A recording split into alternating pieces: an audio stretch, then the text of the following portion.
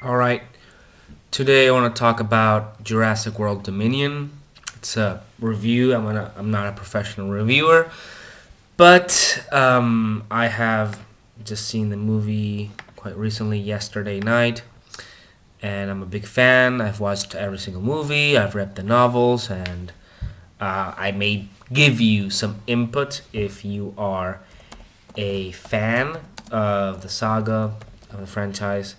I can give you my first impression, at least. Okay, so as a big fan, loving dinosaurs all my life, and Jurassic Park in particular, I really enjoyed the movie. I really did. I really had fun. It's a fun movie to watch. I cannot share my screen. That doesn't matter. I'm trying this new thing. Oh, okay. Just the brightness. Oh my god. Okay, let's keep it there. All right. So it was really fun. It's really good. No spoilers, of course, yet. It was a lot of fun. It was fun watching the characters from the original interact and be there, and all the winks and Easter eggs you can find throughout the film. Look at this hair, man. It's crazy. It was really good. I liked it. I enjoyed it. It's stupid at times. Yeah, you have to look past or over some ridiculous. I cannot say that word. Detarded things, but if you can look past that, you're gonna have fun. Okay, and yeah, with the kids especially, it's scary. There are some scary moments, as there should always be in Jurassic Park world, whatever you want to call it. And yeah, I highly recommend. I would say it's an 8 9 out of 10 when it comes to what you want from a Jurassic Park film. Now, as a film, it's not as good as the original. Of course, it will never be, but it got closer, so to speak. From Fallen Kingdom, I liked it as well, but it's weird, and there's a lot of plot holes here and there. This one suffers from the same, but it now this one is closer to Jurassic World and to Jurassic Park and to the original, kind of concept. So yeah, I liked it. I enjoyed it, and I recommend it. Now, that said, spoilers. If you do not want to hear spoilers, this is the where you click away. You watch the movie and you come back, or you don't. I don't care. So spoiler ahead, spoiler warning, whatever. Okay. Alan Grant dies. I'm kidding. He doesn't, but uh, some stupid things. Let's start with the bad and the good. Okay, stupid things. You can stop any dinosaur. Doesn't matter if you train him, if he knows you, if it's the first time you see him, it's a wild, if it's just born, doesn't matter. Just do this, and the dinosaur will not attack you. What the fuck? Like, it's so silly. What the hell? That doesn't work like that. Whatever. It's funny. Honestly, it's a meme now. Every single dinosaur he does, that's Owen, uh, Chris Pratt, the actor. He does that all the time, and it's kind of funny. It gets to a point, it's so ridiculous. In the first film, I could understand it, especially with Blue to a certain extent, because you raised her since she was little, and you have this relationship, whatever. But not with other dinosaurs. Not even Blue's baby. You cannot do it with Blue's baby. It's a baby. You cannot even do it with humans. They don't listen. So let alone a wild animal. It's like, no, that's not how they behave. Another thing I didn't like. Well, it's a mixed bag. There's a scene with Rexy, the T-Rex. It encounters this dinosaur. I don't know what the name is. I'm gonna Google it. Dominion dinosaurs. It's one of the new ones. Okay, it has 3 very large claws. It's I believe vegetarian. It's giant. Okay, I didn't remember it being so big. Here it is.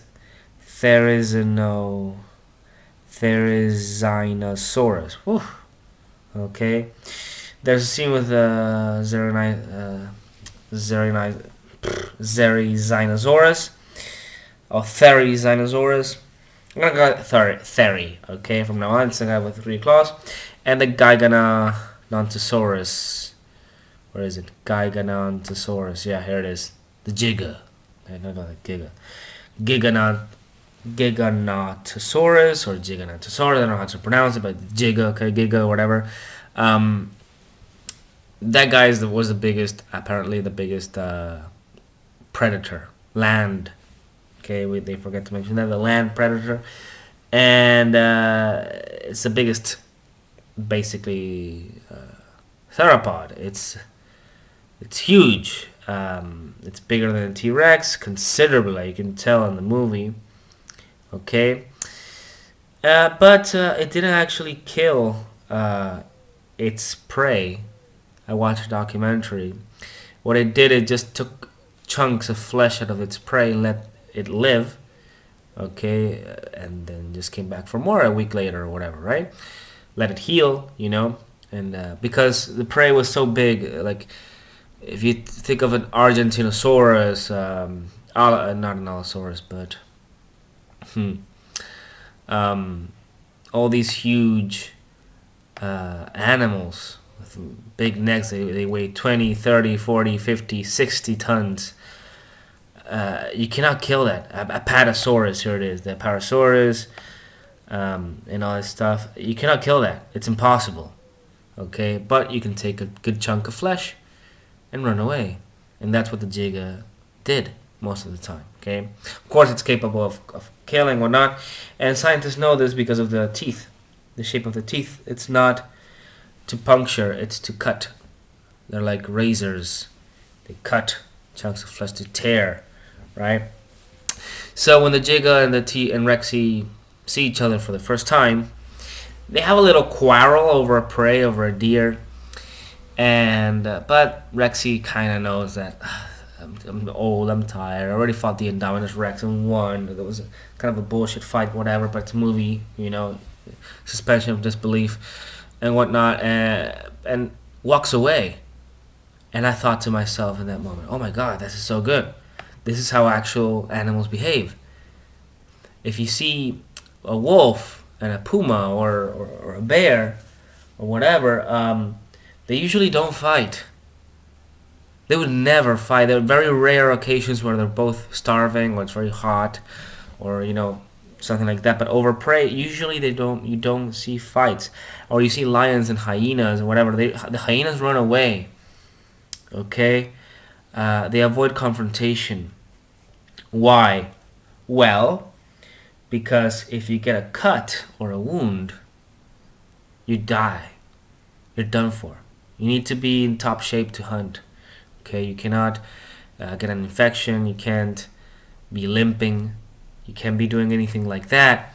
So the smart thing to do and the survival thing to do is to, sure, you do the intimidation dance, whatever. You might, kind of, yeah, but no physical actual fight. A Giga against a T-Rex.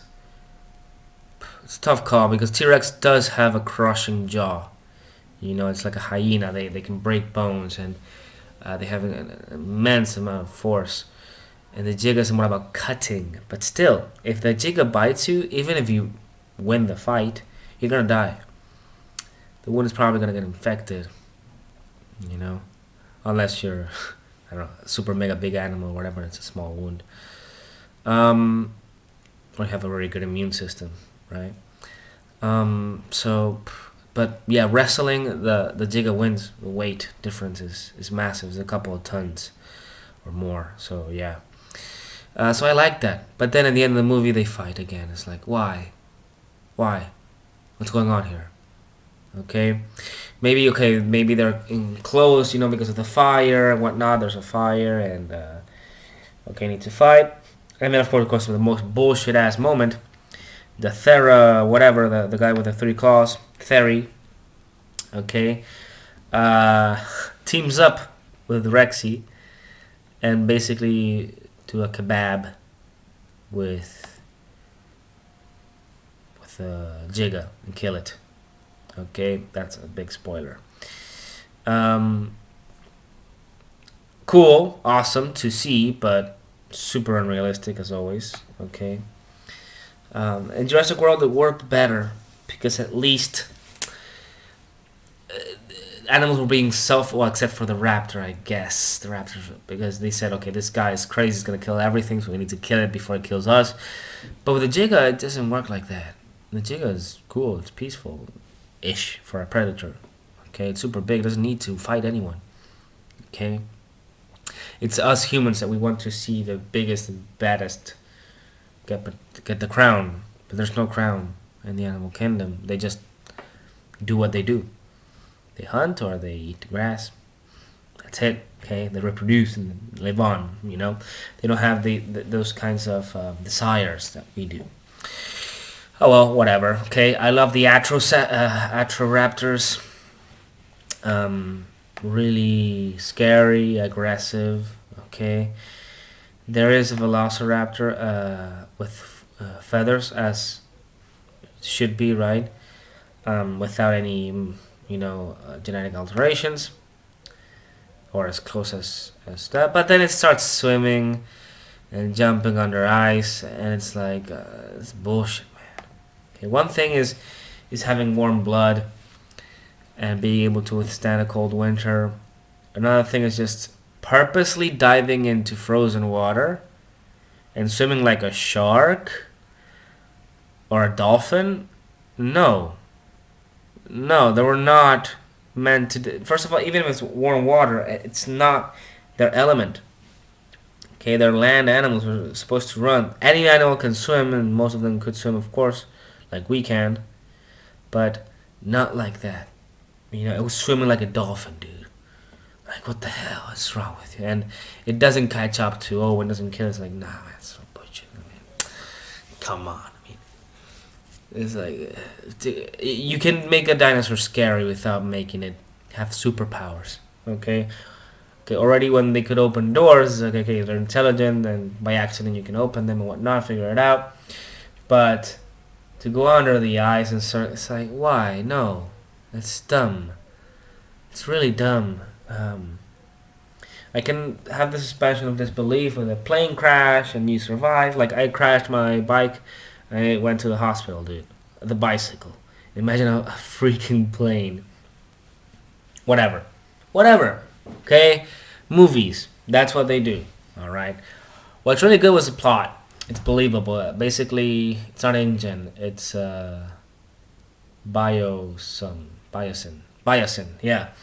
Biosyn wants to win a lot of money by basically using the locust to eat all the crops that are not Biosyn seed, so that everybody would buy Biosyn seed, and that's it.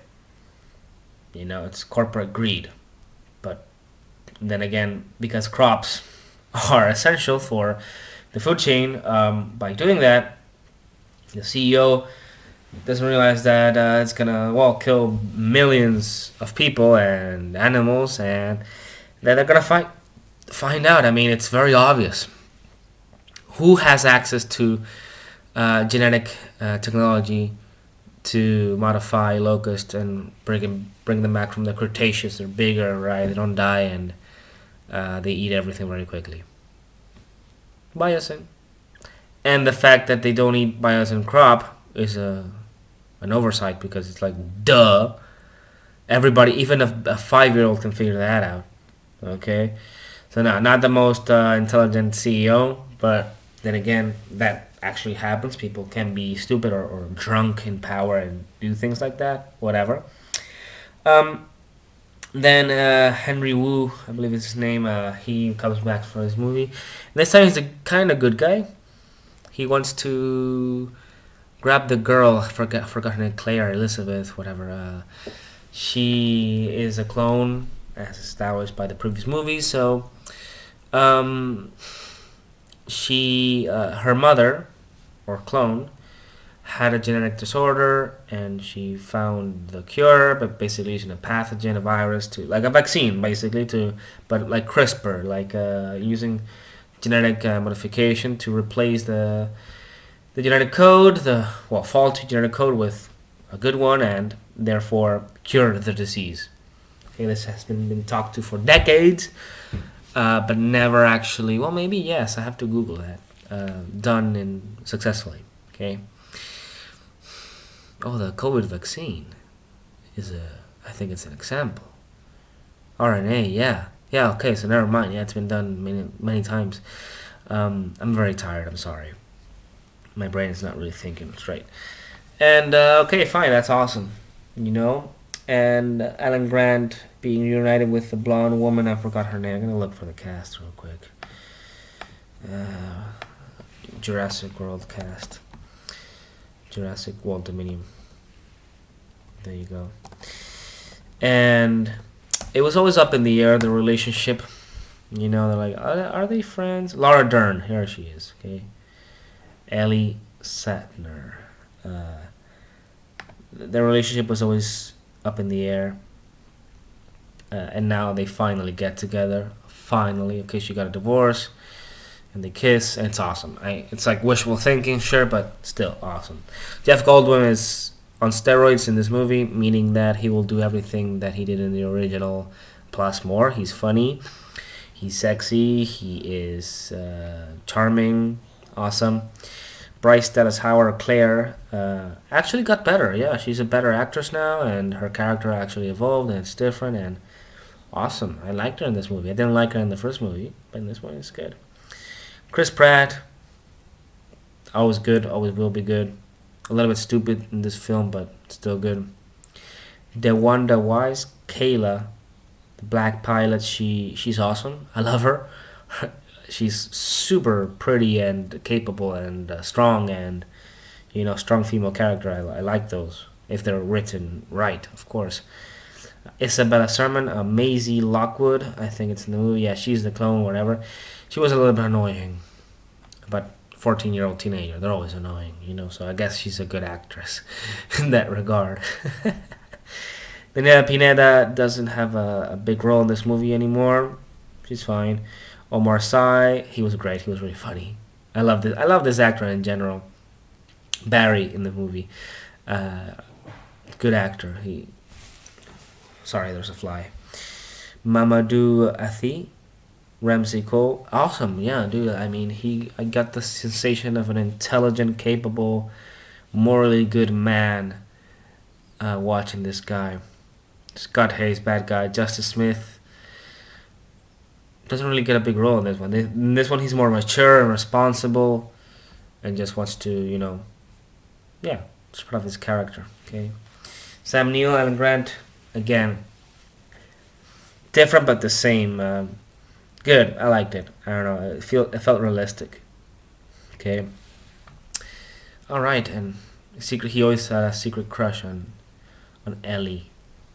Right. So there you have it.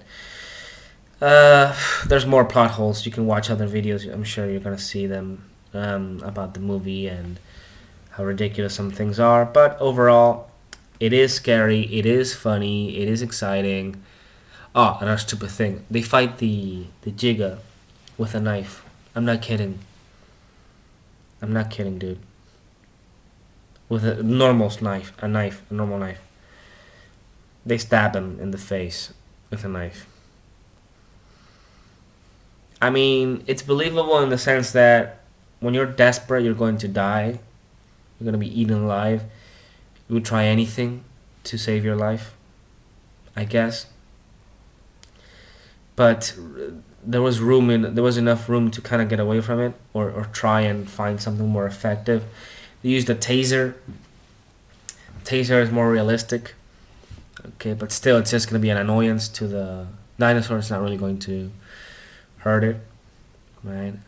Fire, that actually should have really deterred the dinosaur. Goldblum, Jeff. He uses a torch. Well, he uses Jeff. He uses one of these locusts on fire. He puts it on a stick and throws it at in the throat of the dinosaur. And the dinosaur starts breathing fire. It's really funny. It looks like a dragon. And the dinosaur doesn't go away. I don't know about you, but if they put fire in my mouth and I get burned in my mouth, I'm going away. I can't breathe. But hey, it's a movie. You know, the battle had to be epic. But I would like if that would be the end of it. You know, that the thing that finally annoys the dinosaur away, because that's the only thing you can do.